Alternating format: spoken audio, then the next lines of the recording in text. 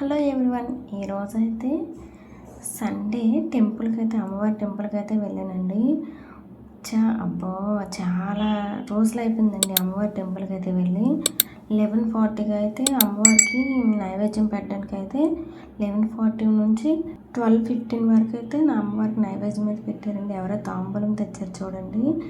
ఇంకా క్యూ లైన్లో నేను కూడా కూర్చుడిపోయానండి. ఇంకా నాకు ఎవరో తెలియదు, తాంబూలం అయితే ఇచ్చారు. అంతమంది జనాలు నాకు ఎవడో గ్రేట్ అనుకో సంబరపడి అయితే నేను తీసేసుకున్నాను.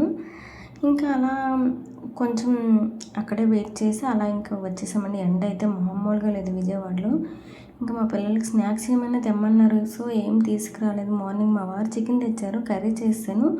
కొంచెం యాక్చువల్గా పకోడీ చేద్దాం అనుకున్నాను. ఎప్పుడు పకోడీనా అని చెప్పి అయితే చికెన్ పాప్కార్న్ అయితే ట్రై చేశానండి. టేస్ట్ అయితే మాత్రం సూపర్ అంటే సూపర్గా వచ్చి మా వారు అంటున్నారు, ఏంటి బూరెలేస్తున్నావా అని అడిగారు స్టార్టింగ్ అయితే. తర్వాత అలా తిన్నారు. తింటే అబ్బా చాలా బాగా వచ్చాయి, పర్లేదు బాగానే వచ్చాయి అని అన్నారు. ఓహో, నాకు కూడా చాలా హ్యాపీ అనిపించిందండి. కానీ విజయవాడలో మాత్రం ఎండలు మామూలుగా లేదండి. చేసినంతసేపు నాకు అది చెమట కారిపోయిందండి అసలు అలాగా. సో ఏంటంటే మా కిచెన్లో ఫ్యాన్ పెట్టుకోవడానికి అయితే అవ్వదండి.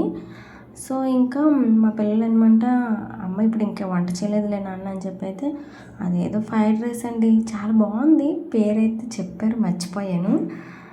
సో ఏం పేరు ఏంటో మర్చిపోయానండి. మీకు ఎవరికైనా తెలిస్తే కామెంట్ సెక్షన్లో కామెంట్ చేసేయండి, అవునా కాదని చెప్తాను. ఇంకా చికెన్ కూడా తెచ్చారండి. నాకు ఇది అంతగా నచ్చలేదు.